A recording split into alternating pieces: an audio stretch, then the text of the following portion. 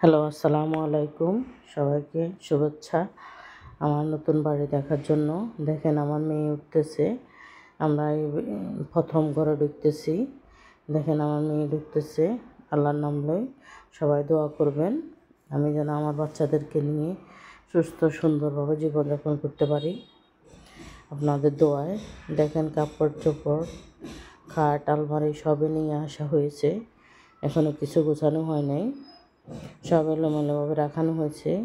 চিন্তা করলাম আপনাদের সাথে একটু শেয়ার করি, আপনারাও দেখেন আমার কি পরিমাণ কষ্ট করা লাগছে ওখান থেকে এখানে আনতে। প্রত্যেকটা জিনিস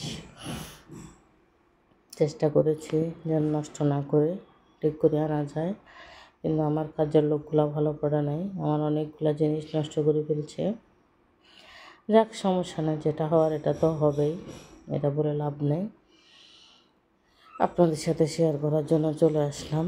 আপনারা দেখেন আমার জিনিস কীভাবে এলোমেলো হয়ে পুরা ঘরে ছিটিয়ে আছে। এটা আমার কিচেনের মধ্যে মানে জাম করে ফেলছে জিনিসপত্র রাখি। এই যে বারান্দা দিয়ে দেখেন কি সুন্দর বাইরের প্লেস দেখা যাচ্ছে। এই যে কমন বাথরুম, এটা ড্রয়িং রুম আপাতত শুধু সোফাটাই দেওয়া হয়েছে, এখনও কিছু করা হয় নাই। আমি আস্তে আস্তে গুছিয়ে পুরা ঘর গুছিয়ে তারপর ঘর গোছানোর একটা ভিডিও দিব। এখন শুধু আপনাদেরকে দেখাচ্ছি আমার নতুন বাড়িটা কেমন হয়েছে, ঘরটা কেমন হয়েছে। আপনারা জানাবেন কমেন্টে কার কেমন লাগলো, তাও জানাবেন। আমার আজকে 4 মাসের কষ্ট কতটুকু সার্থক হয়েছে তা আপনাদের কমেন্টসের মাধ্যমে জানতে পারবো ইনশাল্লাহ, আশা রাখি। আমার মেয়ে চোপা বসে বসে ওর টেডি বিয়ারগুলো দিয়ে খেলতেছে। এই ফাঁকে কাজের লোকরা বলতেছে খিদে লাগছে। তো এখন আমার বাসায় এমন এক বাসায় আসছি, গ্যাস নাই। এখন গ্যাস না থাকলে বুঝেন তো কী করা যায়, কিছু করার থাকে না।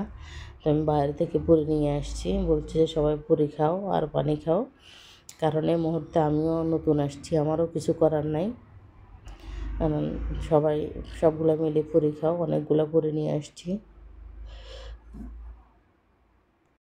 দেখেন পুরিগুলো অনেক ফুলকো ফুলকো হয়েছে, অনেক সুন্দর হয়েছে, খেতেও অনেক সুস্বাদু হয়েছে।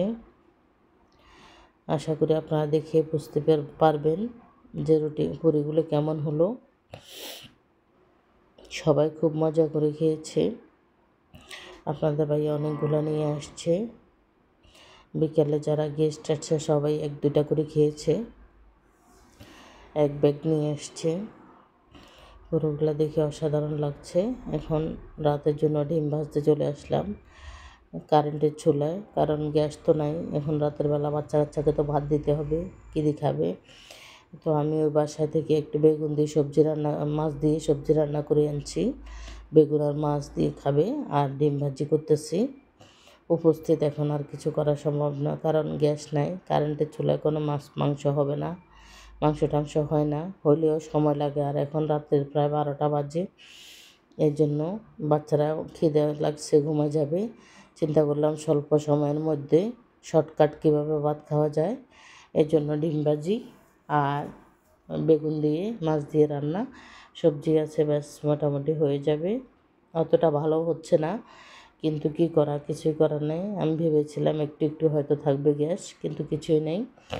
কারেন্টের চুলায় কোনো রকম সারতেছি, এই আর কি। এখন সিলিন্ডার নিতে হবে, সিলিন্ডার নিয়ে চুলা নিয়ে তারপরে নিজের ব্যবস্থা করতে হবে। আসি যখন পড়েছি একটা একটা করে সবে ঠিক করব, সমস্যা নাই, সবে ঠিক হবে।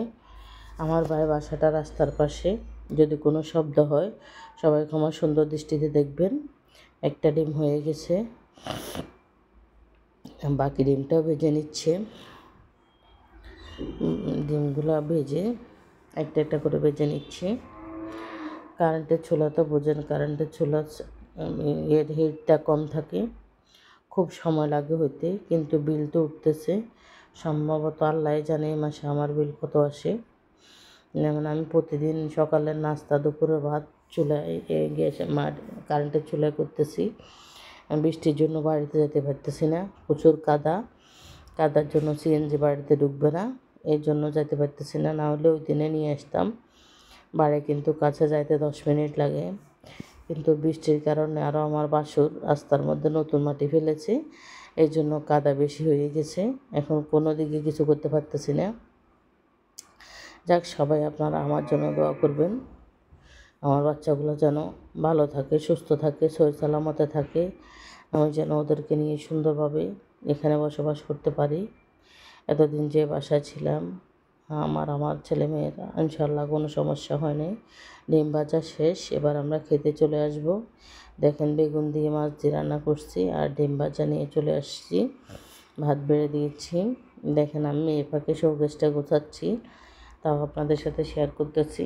একটু গুছিয়ে নিয়েছি শোকেসটা। কার কেমন লাগলো বলবেন। আপনাদের মতো হয়তো আমার শোকেসে দামি কিছু নাই, কিন্তু মোটামুটি আমার সামর্থ্য সাধ্যে যা কুলেছে তা দিয়ে আমি আমার শোকেসটা সাজিয়েছি। কমেন্টসে জানাবেন কার কেমন লাগলো আমার শোকেসটা, সাজানোটা কেমন হলো, এই আর কি। সবাই দেখে বলবেন কার কেমন লাগলো। শোকেসটা সাজিয়ে মোটামুটি শেষ করেছি একটা কাজ, এখনও প্রচুর কাজ, কাজের কোনো শেষ নেই। কয়দিনে গোছায় উঠতে পারবো আল্লাহ জানে।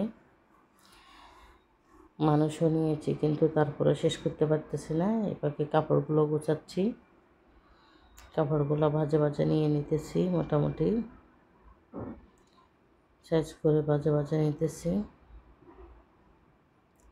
শাড়িগুলা, সিনথেটিকগুলা, তারপরে সুতিরগুলা, কাজেরগুলা, এক এক ভাজে নেওয়ার চেষ্টা করতেছি, কিন্তু বাচ্চাদের জন্য পারি না, ওরা দুষ্টামি করে, সব এলোমেলো করে ফেলে। শাড়িগুলো গুছিয়ে নিলাম মোটামুটি, এখন আলমারিটা গোছাবো। কার কেমন লাগলো আমার ভিডিওটা অবশ্যই কমেন্টসে জানাবেন। ঘরটা কেমন লাগলো, সব মিলিয়ে ভিডিওটা কেমন হলো, পুরো ভিডিওটা দেখবেন, কেউ স্কিপ করে যাবেন না। এ পাকে দেখেন, আমাদের একটা কাঁঠাল পেকেছে, আমার আম্মু পাঠিয়েছে বাড়ি থেকে, আমরা আসার সময় নিয়ে এসেছি। কাঁঠালটা করলাম, দেখেন কি সুন্দর হয়েছে কাঁঠালটা, দেখতে খেতে অসাধারণ হয়েছে।